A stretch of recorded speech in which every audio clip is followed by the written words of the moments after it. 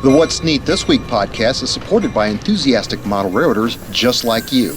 Additional support is provided by Oak Hill Model Railroad Track Supply. Check them out. Their website is ohrtracksupply.com. Further support is provided by Athern Trains. Check out all the new monthly announcements at athern.com. Yeah, you are not a train nerd. No, women, he's not. You know, he's a cool dude. Next is the shirt we're getting rid of. All right, boys and girls, so what do we got tonight? Podcast number 26. We got special guest this evening. We've got new news, and somebody give us a countdown. All right, everybody up here. And 3, 2...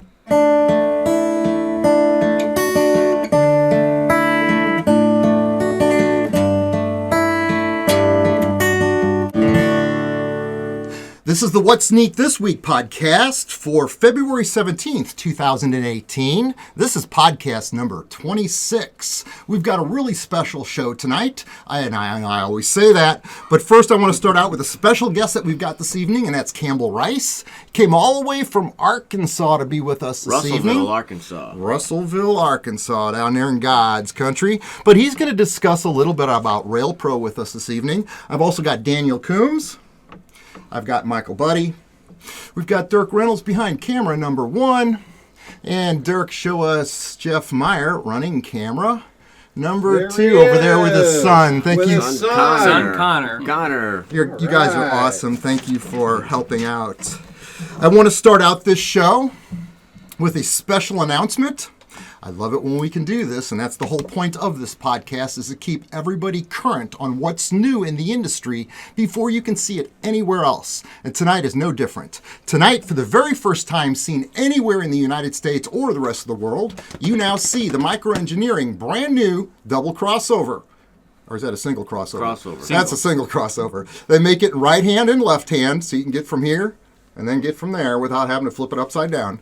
So yeah, they make left and right hands. It's a number 6, and I believe this one that I've got right here is probably code 70. It looks like it, yeah. But here it is, very first time seen, and I haven't tested it out yet, but it looks like a really cool model. It's like a slick design. Also, while I was down at Microengineering, I saw the brand new ladder system that we've shown off on the show before in code 83. Well, now they're making it in code 70. The girls are working very diligently on this project to try to keep up with things and bring this to market very soon. So that's pretty neat with regards to microengineering. The last thing I want to say about microengineering is this. They've got a couple of really cool N-scale buildings. One of the best kept secrets down in the valley in Fenton are these buildings. And the name of the first one here that Daniel is showing us, it's called Transworld Trucking Terminal. And I'm doing this because we usually never have N-scale on the show. It's really neat when we get it. And these are some dioramas that they had built down there at Microengineering a few years back to show these off at a trade show. The second building here is Murphy Manufacturing Company. That's also N-scale. And what I like about these buildings is you can actually kit bash them together and make something that you don't even know you're going to make using the various kits. So that's kind of something cool. Now, I see Mike has got some pretty neat looking things going on here. Mike, what do you got going on this week? Well, I got some more drop frame trailers that I have been working on for a while. These are conversions that I made from a UPS trailer several years ago, and I made myself a resin kit to make some drop frame trailers. This is before the Trainworks one came out, of course. So we saw the Trainworks one on the show. I remember you showing that off, and I said that was really neat. But these are the ones that you built. Yeah, right. Of course, there's Penn Central on them. Yeah, right. I do like Penn Central. Cars are new shrinks from John Tyson. This is the only one I've got finished so far, a 69 Chevy. But he's been working a lot, shrinking some more 1/64th scale models into 187, and he's working on a couple other cars that aren't Chevys for some of you Ford Mopar fans out there. Sorry, guys, we're Chevy guys. But anyway, this is how they're looking so far. And I've been working on that, and I'm working on my stack pack flats, too. So I got about 10 of those that I'm working on. So that sounds that's cool, what man. I've been working on. I see Stripe is circling the floor. Stripe, stay away from the Circling computers. for the kill. Absolutely. No problems from tonight. The computer. I want to say one thing that I know that Caboose, that wonderful hobby shop, that wonderful train store, give me that dollar jar. That train store in Lakewood, Colorado, should be getting their new Caboose this week on the property. They have it, and it has been installed. I don't have pictures of it, but I'll put them in the video. Facebook. We'll get it to you. I'll get them in the video. And happy birthday, Kevin Rupel. Yes, Yeah, Kevin happy Rubel, birthday, happy birthday. How about that? Happy birthday to you. Now, also, I want to say, I'm blanking out here, Facebook. I've got a lot of people. I'm on Facebook under Ken Patterson, and I'm not rejecting the folks that are trying to be my friend. It's just Facebook maxes out at 5,000 people. So there's like another 150 people this week that have tried to friend request me. And my suggestion is to go to the Facebook page, Ken Patterson Model Photography. That is an unlimited base because that's a business account. And I duplicate everything on my Facebook page to that. So if you want to know what's going on with the show or anything in between the week that you don't see on the show, I usually post it on that Facebook website. But check it out. Ken Patterson Model Photography is the place. Then I can friend all you guys or however that works. You like me? I don't know. Whatever. While we're off in space here, I want to say something. I want to predict, after seeing something on TV the other day, that it's just a matter of time before we have voice-activated throttles. Whereas you're going to talk into this device that sits on the table, you're going to tell what engine number you want, and away we go. Voice-activated throttle. I know that's a far-fetched idea, but not too far. And while we're talking about electronics and really cool stuff, I've got with me tonight, oh Lord, It's my picture. I know, Campbell Rice. It's written on one of these. Yeah, I could have told you. Hold on, it's down here on the floor. Yeah, come on, quick, search. We've got There with you us go. tonight Campbell Rice, and And he he brought is going to his- discuss that Rail Pro throttle that we talked about once before on the show. He's evidently quite knowledgeable on it. So at this point, thank you for being here and worry, tell I'll us back the you up. magic of Rail Pro. Well, gee, thanks, Ken, for putting me on the spot. It's okay, I'm shaking too. I am no professional by any means, but Ken said on the show a couple weeks ago that when he sees something neat, he just wants to tell everybody about it. And I Amen. feel the same way about the Rail Pro system. A lot of people don't understand it, don't know how it works. And the reason I got into Rail Pro, even as early as 8 months ago, is I was running DCC and things never seemed to change. And I'm no computer person. And I really got tired of trying to speed match. And you speed match one and you finally get everything set. And then you buy a new locomotive and it doesn't match. And you have to go back and change it. And then you got to change all your other locomotives. And it was like, Man. Becomes Why- frustration. why Constant frustration. this is Slow down not there. the enjoyment of the hobby. This Right. is supposed to be fun. And somebody turned me on to Rail Pro on Facebook, and I kind of heard the name in the back, but really not dug into it. But recently they did the upgrade where they're now DCC compatible. So if you stick the Rail Pro decoder in one of your locomotives, I can take a Digitrax, an NCE system or whatever, and I can actually run the locomotive. I cannot run a Loc Sound or Digitrax decoder with this system, and the reason why that is because the Rail Pro decoders actually are radio controlled. So if you want to MU a train together, you don't have to worry about doing the speed steps. When you plug in your lead locomotive, it sends out the radio signal to the trailing locomotives and actually automatically will speed step them. So if I've got two cool is trains that? running along and it sends the signal to the second and third locomotives, hey, we're going up this hill, we need to push harder, they'll actually do it. You can actually stop the lead locomotive and you'll notice that the second and third locomotives will actually speed up. And it's one of the few systems out there that when you're running your trains, you can actually monitor the voltage on your train layout, and you can tell them exactly how many voltages that you have at your locomotive. You can tell if the engine's hot, and it'll send you all that information back. And if it catches that it gets overheated or something goes wrong, it'll automatically shut it down. But it has just changed my whole life in the hobby and how much fun it is to actually operate the locomotives. Wow, you That's just And hear the good that? sounds man. are It changed are my great. life. Yeah. And I am just a big proponent for it. And you know, if you're looking, you want to make a change, and you're like me, just take a look at it and see. It may not be for everybody. And I understand when people say, I've got 800 locomotives and I can't afford to change them all.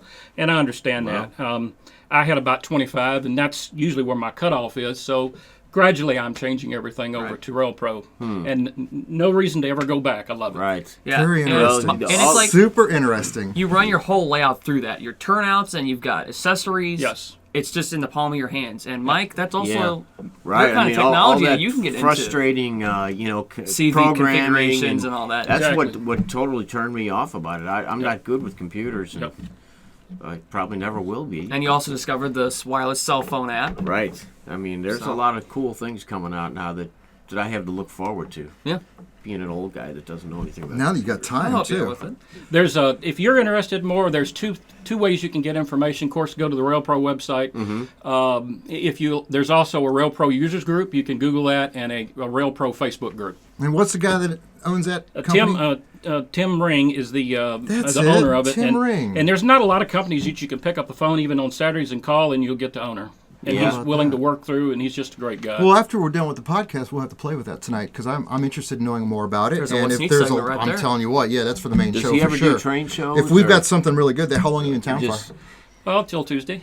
Okay, rock and roll. Speaking of many days away, Tuesday, I want to say that I had the honor once again to go out to Caboose, that wonderful train store in Lakewood, Colorado, and we shot and interviewed 25 individuals and their layouts over a period of 6 days. You were busy. We traveled about 800 miles in the car between the layouts, and we made it almost to Cheyenne, Wyoming.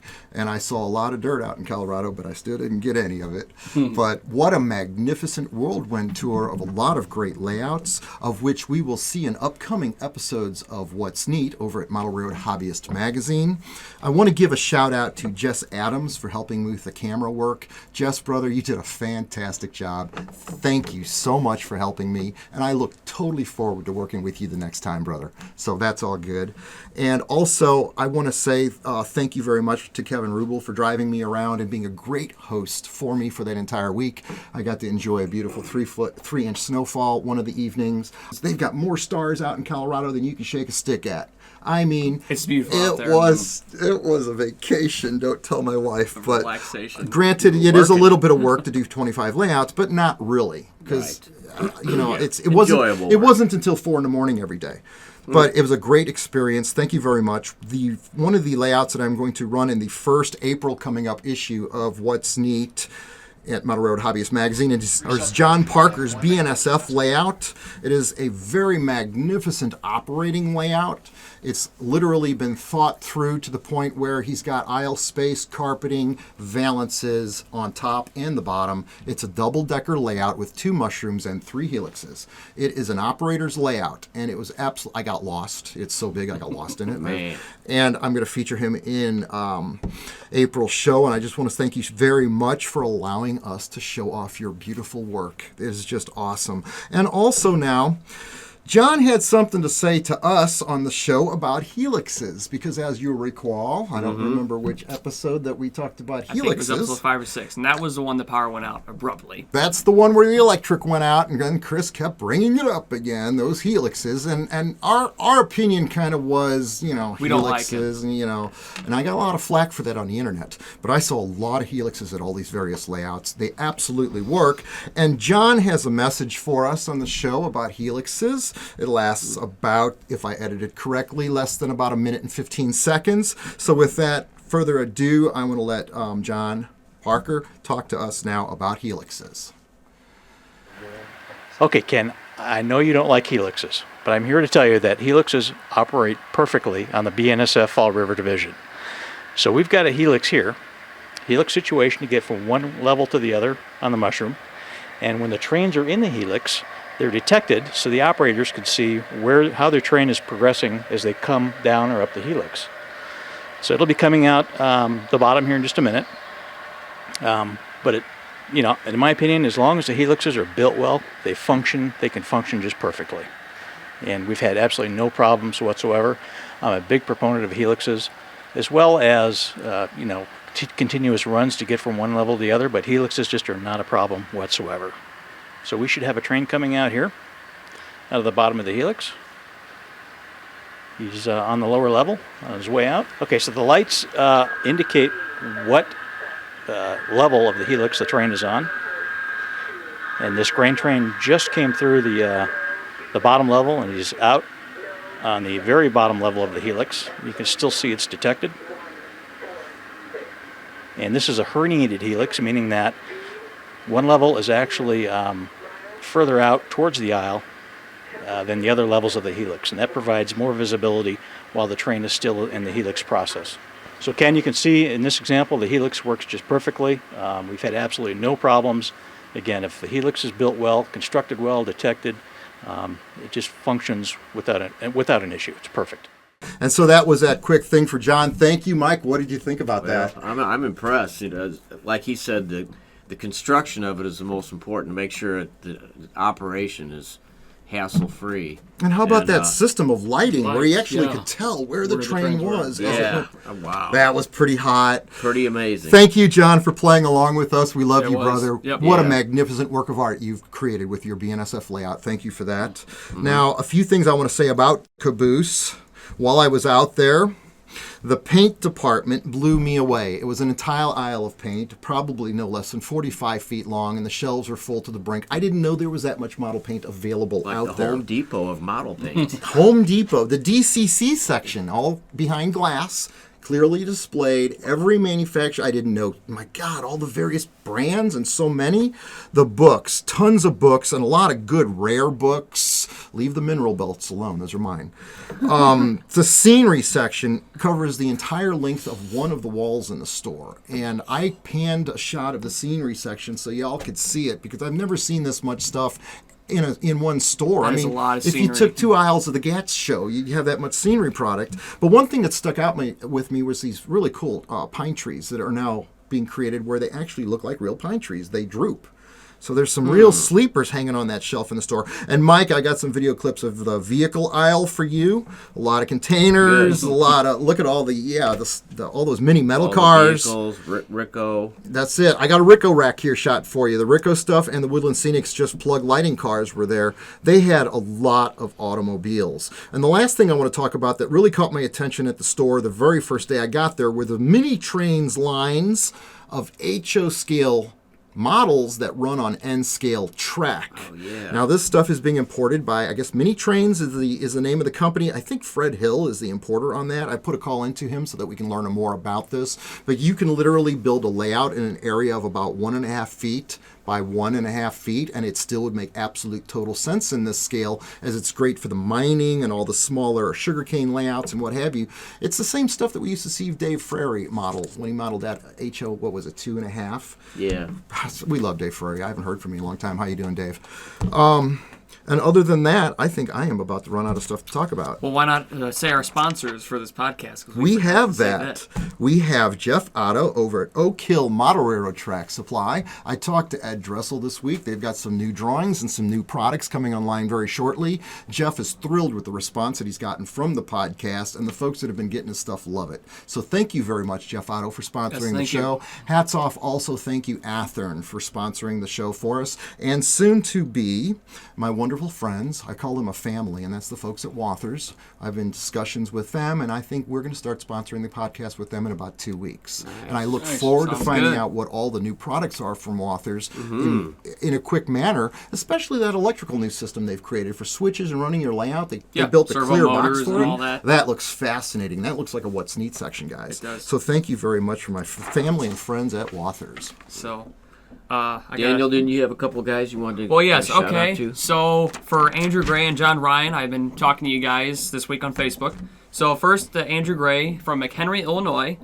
He has an interest in the Wisconsin Southern modern day 2010 to 12 and likes the Helixes Soborg's masterpiece Uni-Pacific model layouts that he creates. And he's also another me, so another my age modeler. Another so, you. thank you, Andrew, for watching What's Neat. Yeah, I've talked to him before. How you Yeah. doing, Andrew? And the second guy is John Ryan from Hampton, Massachusetts. He models the Conrail late 80s to mid 90s. And he's got a 30 by 20 foot layout. He sent me clips and photos. You're probably going to see it right now. But it's basically based on the Conrail Boston and Albany route. Nice. So thank you, John and Andrew, for watching What's Neat. That sounds really good now. I want to say thank you very much for coming, Campbell. It's also to have Yeah. Thank you. awesome to Glad have to you be here. here. Thank you, man. Coming? Thanks Yes, for sir. coming by. Jeff, Good job, brother. Connor, Connor, we love you. good work on the camera, Dirk, buddy. thanks for running the camera this evening. Mike, Yeah. Daniel, and Ken Patterson saying that this is podcast number 26, February 17th, 2018. Like, Dislike, comments, questions below. and Yeah, I'll tell you what. We have a lot. We have a lot of comments being put on not only What's Neat at Model Railroad Hobbyist, but also for the podcast. What we need are more questions. Oh, poor Dirk. He was Okay. going through them looking for questions tonight. I really guess you looked didn't tonight, find any? and there just was nothing there. Okay. So Professor didn't have any please questions to answer. send us Professor more Dirk. questions. All right, okay? guys. And All with right. that, thank you very much, Stripe, for not stepping on the computer this Yes. time. He's got his eye on okay us. now. Tell a friend about the show. Thanks, guys. Let's All go right. run some See you trains. next How time. about it?